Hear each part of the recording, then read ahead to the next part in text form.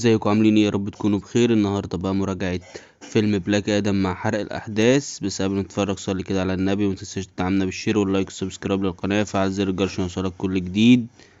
ولو عندك اي اسئلة سألني تحت في الكومنتات، هرد عليك ان شاء الله. ويلا بينا.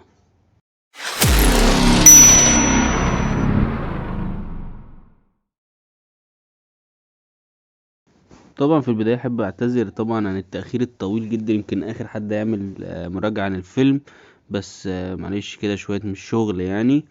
فالفيلم بصراحة يا جماعة عجبني جدا يعني. الفيلم يعني يا جماعة قدم لنا قصة كويسة طبعا يعني، وإذا كانت بسيطة جدا القصة مع الأحداث، ولكن كانت قصة معقولة جدا. ترتيبها عجبني جدا برضو. المؤثرات البصرية كانت يعني قوية جدا، خاصة المشاهد اللي كان فيها دكتور فيت كانت بتبقى يعني جميلة جدا بصراحة. ويعني دكتور فيت بصراحة يعني انا مش عارف يعني ليه كده يعني. هل اكيد طبعا الخوذة دي يعني مش عارف في الاخر طبعا زي ما شفنا اكيد كلنا طبعا نتفرج على الفيلم ان يعني طبعا هو مات، والخوذة زي طبعا ايه يعني بقت زي رماد كده. بس في الكوميكس الخوذة دي بتنتقل لحد تاني يعني. فهل هنشوف حد تاني بيقوم بشخصية دكتور فيت؟ يعني بصراحة يعني برنس بروسنان يعني عملها بصراحة بطريقة قوية جدا، يعني حببنا جدا في الشخصية. ولما مات في الآخر زعلت عليه جدا، على الرغم ان الطريقة اللي مات بيها يعني كانت ضعيفة جدا. ولكن يعني دكتور فيت يمكن من أفضل الشخصيات، إذا كانش أفضل شخصية اتقدمت في الفيلم بصراحة. يمكن أنا بالنسبة لي دكتور فيت كان قوي جدا، عكس هوك مان اللي ما يعني كان واخد أكتر من حجمه. وكان نفسي يقدموا لنا يعني زي يعني نبذة عن كل واحد فيهم، حتى لو بسيطة جدا في الفيلم. عرفنا عن الشخصيات، ما شفناش ده الا يعني في كلام كده ما بين الشخصيات، وما كانش عاجبني قوي الموضوع ده. طبعا اوتوم سماشر يعني كان هو الحتة يعني الكوميدي بزيادة، وقللوا من الشخصية على الرغم ان الشخصية دي كويسة جدا وممكن يطلع منها حاجات احسن من كده بكتير. ولكن طبعا يعني هو اصلا ما كانش ليه ظهور قوي قوي في الفيلم، فممكن نشوفه بعد كده بيكون يعني بأداء احسن من كده. نفس الكلام لسيسلون، شفنا الشخصية يمكن برضو ظهورها كان ضعيف جدا، ولكن برضو هنتمنى ان احنا نشوفها في الاعمال اللي جاية ونشوفها اكتر من كده. ونتمنى بقى نشوف نبذة عن الكلام اللي كانت بتحكيه يعني عن الراجل اللي خطفها والكلام ده. وكنا اتكلمنا عن قصتها في حلقة عن الشخصية دي، بس بقى لكم تحت في الديسكريبشن في الكوميكس يعني. فشخصية قوية جدا. ولكن برضو يعني يمكن الشخصيات دي كانت مهمشة شوية في الفيلم، مش زي دكتور فيت وهوك مان وطبعا بلاك ادم. ولو هنا جينا نتكلم على بلاك ادم ف دوين جونسون بصراحة يا جماعة يعني عمل الدور كويس جدا جدا.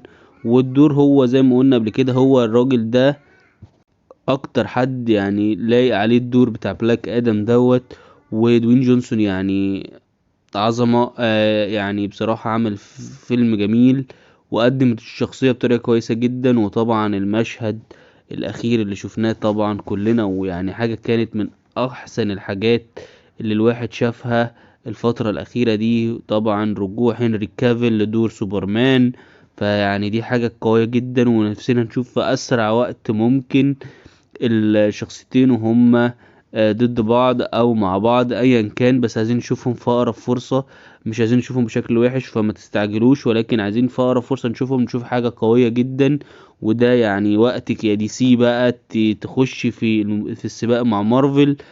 طبعا يعني مارفل في الفترة دي واقعة خالص مع كل الناس طبعا يعني مأكدة على الموضوع ده. وجاية تاني في واكاندا فوريفر، وبعد كده عندهم انت مان اند ذا واسب كوانتمانيا فهيرجعوا. فاحنا عايزين حاجة سريعة، عايزين نشوف شازام كمان الجزء التاني، ونشوف ظهور حتى لو بسيط لبلاك ادم وسوبرمان فيها، هتبقى حاجة كويسة جدا طبعا. مع تأكيد ان وندر وومن هتكون في الفيلم، فيعني هتبقى حاجة قوية جدا بصراحة. الفيلم زي ما بقول لحضراتكم القصة كانت يعني في النص كده، بيحطوا لنا كل شوية يرجعوا لنا فلاش باك في قصة بلاك ادم. وطبعا غيروا الحبكة بتاعت ال ال الولد وعمه. طبعا برضو حطوا لكم لينك الحلقة بتاعت الكوميكس تحت في الكومنتات، او اسف الديسكريبشن. غيروا الحتة دي بان ده ابنه وابنه اداله القوة عشان يضحي وبتاع. فكانت كويس طبعا عشان لما يبقى انتي هيرو زي ما شفنا انت تتقبله، انما لو كان قتل ابنه مثلا او قتل ابن اخوه كانت هتبقى صعبة جدا. وده الكلام اللي احنا اتكلمنا فيه. سارة شي طبعا اللي عملت العالمة يعني طبعا قدمت الدور كويس جدا، هي والطفل اللي كان معاها بصراحة. يمكن الطفل برضو من الشخصيات الحلوة جدا في الفيلم، واللي اتقدم بطريقة حلوة جدا جدا جدا. ولكن انا عايز اتكلم عن دور الممثل اللي عمل دور سباك. الممثل ده يا جماعة ظهر في اكتر من عمل في الفترة الاخيرة. مروان كنزاري. الراجل ده طبعا من اصول عربية، عمل افلام كتير الفترة اللي فاتت دي. الراجل ده كل مرة بصراحة بيعجبني جدا. فيلم طبعا ذا ايجل كان برضو عظمة يعني بصراحة، وعمل الدور كويس قوي قوي قوي. فالممثل ده قوي جدا وعمل دور سباك بطريقة حلوة قوي، مقنع. يعني بالنسبة لي مقنع قوي بصراحة، عجبني. وهو بيلاقي عليه الادوار اللي هي الشر دي، او الرخم، الشخصية الرخمة شوية او التقيلة، او بمعنى دق الباردة، بيتليق عليه اوي الدور ده. فيعني 10/10 بصراحة، يمكن اديله 10/10.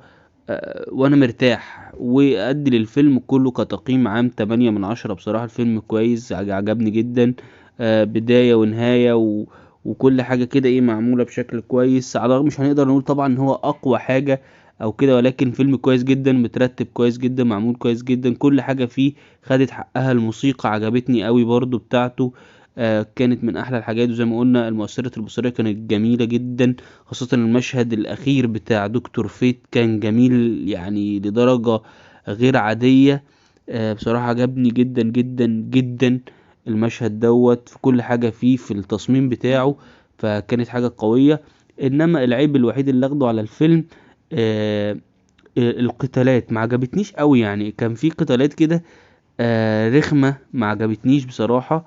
مش كلها طبعا، في حاجات كويسة كتير، ولكن في حاجات ايه يعني ما عجبتنيش بصراحة.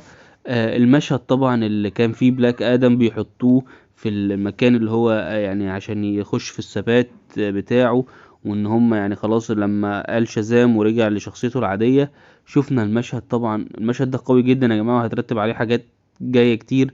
شفنا المكان اللي هو هيتعمل فيه يعني السبات دوت، شفنا فيه كمية ناس في السبات ده غير عادية بصراحة. فيعني ده يقول اللي جاي ايه.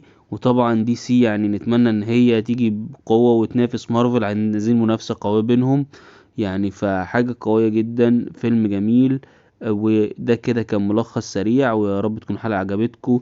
ما تنسوش تدعمونا بالشير واللايك والسبسكرايب للقناة، فعلوا زر الجرس عشان يوصلكم كل جديد. وبشكركم، والسلام عليكم ورحمة الله وبركاته.